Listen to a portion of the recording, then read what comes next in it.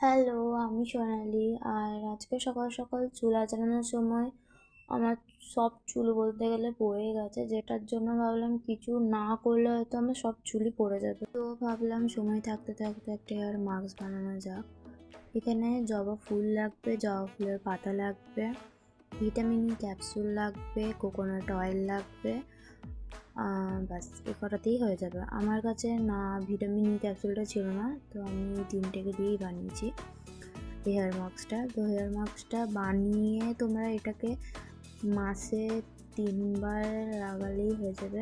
একটা হাসির কথা, আমি মাথায় তেলও দিই না, আমি মানে এই যে হেয়ার মাস্কটাও ইউজ করি না, কিন্তু এখন হয়তো করতে হবে, নয়তো চুলের বহুত খারাপ অবস্থা হয়ে যাচ্ছে। তো এখানে আমি চুলটাকে ভালোভাবে আঁচড়ে নিলাম।